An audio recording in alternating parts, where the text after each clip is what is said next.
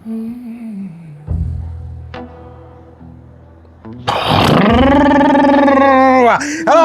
আসসালামু আলাইকুম ফুটবল পাগলরা, কি অবস্থা সবার? সবাইকে জানাচ্ছি 2 মাসের তীব্র অপেক্ষার পর প্রিমিয়ার লিগের এই ফেরত আসা আপনার কাছে কেমন লাগছে? আপনার দলগুলো কতটা প্রস্তুত? আই ডোন্ট নো আপনি কোন দল সাপোর্ট করেন, কিন্তু আমি প্রিমিয়ার লিগে তো Manchester United, this is my club. La লিগায় I support Real Madrid and সিরিয়াতে নাপোলি, আই লাভ নাপোলি এবং মিলান ভাল লাগে আমার কাছে। আপনারাও জানান কমেন্টে কার কোনটা ভাল লাগে। কিন্তু এই ভিডিওটা, আজকের ভিডিওটা হইতে যেতেছে prediction, that means it is prediction time. কারণ ব্যাপারটা হচ্ছে আজকে তো আর্সেনাল শুরু করতে যেতেছে, মানে প্রিমিয়ার লিগের প্রথম গেম উইকের প্রথম ম্যাচ আর্সেনাল এবং কভেন্ট্রি। এবং কভেন্ট্রি ভাই বটল যেন না করে, ব্রুনো গোমেজ খেলতেছে না মানে আর্সেনাল যদি বটল করে বসে আজকেই, তাহলে তো আবার ঘটনা অন্যদিকে মন নিবে, মানে কথাবার্তা চালু হয়ে যাবে অন্য জায়গায়। যদিও তারপরও আর্সেনালকে এবার ধরা হইতেছে প্রিমিয়ার লিগের সবচেয়ে বড় কন্টেন্ডার, মানে প্রিমিয়ার লিগের গতবারের প্রিমিয়ার লিগ চ্যাম্পিয়ন, এবং গতবার যে কিনা সবচেয়ে বেশি, মানে যে কিনা আমার মনে হয় সারা বাংলাদেশে, সারা ওয়ার্ল্ডের কথা জানি না, যদি আমি সারা ওয়ার্ল্ডের কথাই বলি, একটু ফ্লেক্স মারি, তাহলে হচ্ছে আমি একমাত্র লোক যে বলছিল যে আর্সেনাল প্রিমিয়ার লিগ চ্যাম্পিয়ন হবে। বাংলাদেশে আর কেউ বললে আমার একটু জানেন, এবং আমি ওটাতে স্টিল ছিলাম একদম শেষ মুহূর্ত পর্যন্ত। যখন কাপন ধরেই গেছিল, আর্সেনাল যখন ঘরের কাছে আইসে একদম পেপ গার্দিওলা লাস্ট কামড়টা দিতে চাইতেছিল, তখনও আমি ধরে রাখছিলাম যে yes, it would be Arsenal finally.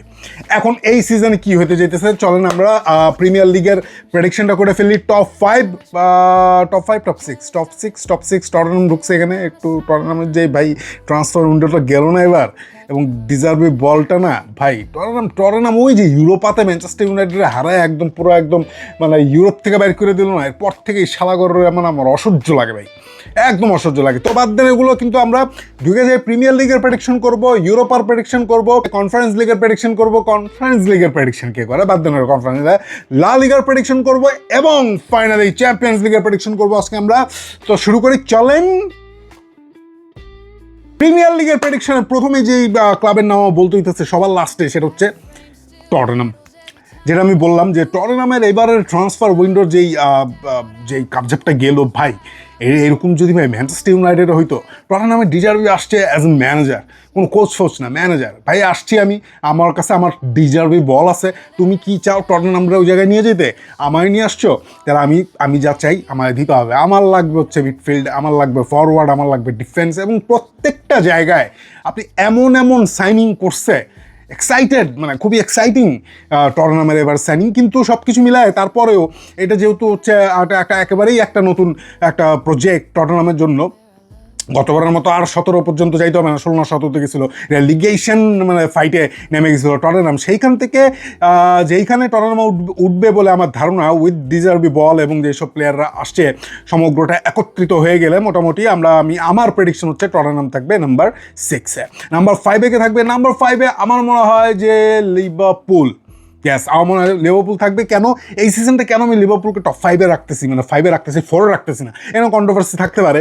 5-এ রাখতেছি এই জন্য, ইরাওয়ালার বল, আই লাইক ইরাওয়ালা বল। আমি আপনাদেরকে বলছি যে ইরাওয়ালা বল ট্রিমেন্ডাস বল, আধুনিক ফুটবলার। আমি যেটা দেখতে চাই ইরাওয়ালা এবং আপনার লুইজের খেলা দেখতে চাই। কখন দেখতে চাই? যখন হচ্ছে ও লিভারপুল সম্পূর্ণভাবে ইরাওয়ালার গেমটারে একেবারেই, মানে যেটা হচ্ছে কী বলে, আত্মস্থ করে ফেলবে, যেটা ইরাওয়ালার অরিজিনাল বল, যে এই হাইড্রো ইলেকট্রনিক যে গেম, সেটা যখন একদম আত্মস্থ হয়ে যাবে উইথ ফুল টিম, ওই সময় পিএসজির সাথে লিভারপুলের খেলা দেখতে চাই। পৃথিবীবাসী ওই খেলা দেখা পাগল হয়ে যাবে। বায়ার্ন মিউনিখ পিএসজির কথা ভুলে যেতে পারে, লিভারপুল এই জায়গায় যাইতেছে এখন। ভবিষ্যৎ লিভারপুল খুবই বিপজ্জনক, এবং লিভারপুল খেলা স্লোলি শুরু করলেও, মানে ব্যাপারটা হচ্ছে একটু ডেপথে সমস্যা আছে, কিন্তু যাবে স্লোলি। কিন্তু ডিসেম্বরের পরে লিভারপুল একটা জাম্প করবে না, সেখানে টপ 5 টপ 4 এই জায়গাটায় একটা কামড়াকামড়ি লেগে যাবে টপ 3-র জন্যও।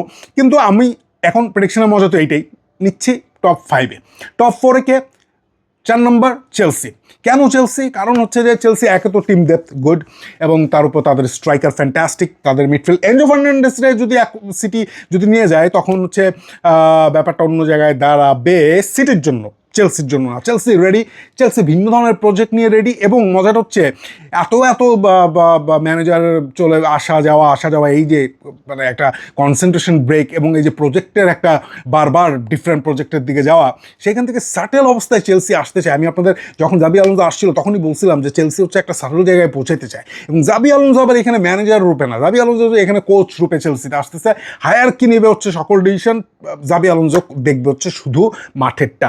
তো জাবি আপনার এনজো থাকবে না সেটা ভিন্ন কথা, কিন্তু মিডফিল্ডে কাইসেডো, এবং মজার ব্যাপার হচ্ছে প্রচুর আপনার ইঞ্জুরি থাকার পরও লাভিয়ার এখন উঠে আসাটা খুব ভালো লাগতেছে। লাভিয়া এইবার যদি ইঞ্জুরি ছাড়া লাভিয়া খেলতে পারে সব ম্যাচ, তাহলে হচ্ছে চেলসির সম্ভাবনা অনেক অনেক অনেক হাই থাকবে। এবং সবচেয়ে যেই সুবিধাটা তাদের হচ্ছে তাদের ইউরোপিয়ান কোনো ম্যাচ নেই, সো সপ্তাহে তারা একটা ম্যাচ খেলবে। এর মানে যেই সুযোগটা ক্যারিক পাইছিল আগের সিজনে ম্যানচেস্টার ইউনাইটেড, যে সপ্তাহে মাত্র একটা ম্যাচ খেলা যে সুবিধা, সেইটা চেলসি কাজে লাগাবে, এবং এই জন্যই চেলসি 4 নম্বরে আমি বলতেছি। নাহলে চেলসি আর লিভারপুলের মধ্যে লিভারপুল পাশে থাকতে পারতো, কিন্তু চেলসি সপ্তাহে খেলবে একটা ম্যাচ, এবং এত তাবৎ ম্যাচের যেই মানে একটা ধকল, সেটা চেলসির ভেতর দিয়ে যাবে না। চেলসি খুব সহজেই জাবি আলোনসোর বলরে খুব সহজে অ্যাডাপ্ট করতে পারবে সপ্তাহে একটা ম্যাচ হতে। সো 4 নম্বর। 3 নম্বর হচ্ছে আমার হিসেবে ম্যানচেস্টার ইউনাইটেড, মানে আমার ক্লাব ম্যানচেস্টার ইউনাইটেড 3 নম্বরে কেন? কারণ হচ্ছে মোমেন্টাম। ক্যারিকের এখানে একটা অ্যাডভান্টেজ আছে, সেটা হচ্ছে যে মোমেন্টাম। গত সিজনে প্লেয়াররা ক্যারিকের খেলাটা বুঝে ফেলছে অলরেডি। এই একটা উইনিং মোমেন্টাম এবং পজিটিভ মোমেন্টাম নিয়ে গত সিজন শেষ হয়েছে, যেটা খুব বাজেভাবে শেষ হইতে পারতো সেটা ভালোভাবে শেষ হয়েছে, এবং প্রি সিজনে আমরা দেখতে পাচ্ছি যে ওকে ইউনাইটেড ঠিক একটা পজিটিভ মাইন্ডসেটই আছে। যদি এসি মিলান আমাদের চোখের পর্দাটা খুলে দিছে, এবং তারপরে আমরা বালেবার এখানে এন্ট্রি করতেছি, এবং তারপর আমরা শুনতেছি যে আমরা একটা লেফট ব্যাকের দিকে যাবো এবং একটা স্ট্রাইকারের দিকেও যেতে পারি, যদি নাপোলি হচ্ছে জিগজিরে নিয়ে নেয়। সো ম্যানচেস্টার ইউনাইটেড শুধু বালেবা এবং মানে মিডফিল্ডে যেই ইটা করছে, যেই এন্ট্রিগুলো মিডফিল্ডে হয়েছে, সেইখান থেকে গতবারের মোমেন্টামটা টেনে নিয়ে ক্যারিক বলের দিয়ে ম্যানচেস্টার ইউনাইটেডে আবারও চ্যাম্পিয়ন্স লিগের ওই জায়গাটায় রাখতে পারবে বলেই আমার ধারণা। সো আমি এখানে রাখতেছি ম্যানচেস্টার ইউনাইটেডে 3 নম্বরে। 2 নম্বর আর 1 নম্বর, এইখানে ব্যাপারটা কি? এখানে ব্যাপারটা হচ্ছে এখনও সিটির মিডফিল্ডের অবস্থা খুবই খারাপ, কিন্তু সিটি যেভাবে প্লেয়ার রিক্রুট করে, এই রিক্রুটমেন্টটা অন্য ক্লাবের থেকে, মানে কালচার তো অন্য ক্লাবের থেকে খুবই ডিফারেন্ট। মানে ওরা যদি 120 দিয়ে এলিয়ট অ্যান্ডারসনে আনে, মানে কেন অ্যাডাম ওয়াটন ইংল্যান্ড ন্যাশনাল টিমে নাই, এলিয়ট অ্যান্ডারসন ঠিকই আছে। এক ম্যাচ দিয়ে জাজ করা যাবে না, 120 দিয়ে জাজ করা যাবে না। ব্যাপারটা হচ্ছে মিডফিল্ডে তাদের আরও লোক লাগে, এবং তারা অ্যাডাম ওয়াটনের সাথেও যোগাযোগ করতেছে। এলিয়টও আছে এখানে। যদি সিটি মিডফিল্ডে এমন কাউকে ঢুকাইতে পারে, এনজো ফার্নান্ডেজ বা এলিয়ট, তাহলে একটা মানে ভয়ঙ্কর টিম সিটি, এখনও ভয়ঙ্কর টিম।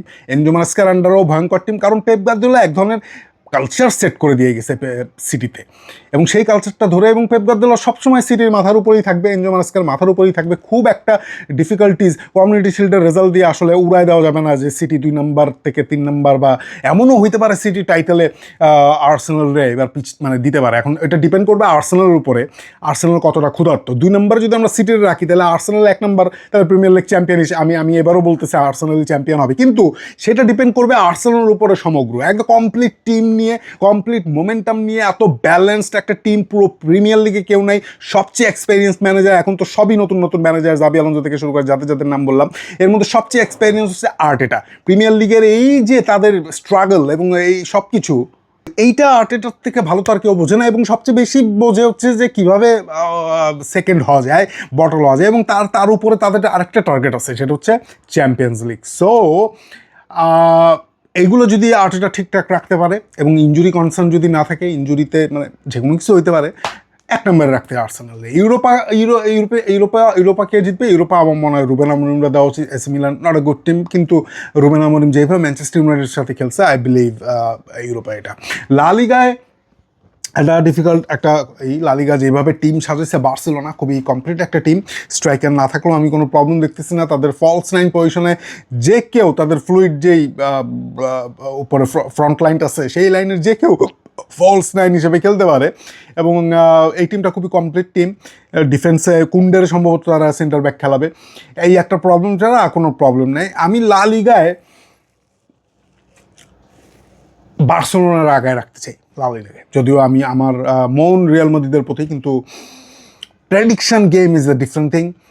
আমি লা লিগায় বার্সেলোনা আগে রাখতে চাই। বার্সেলোনা মরিনোর আশাটা রিয়াল মাদ্রিদে একটু সময় লাগবে এই নতুন টিমটার গোছাইতে, আই গেস।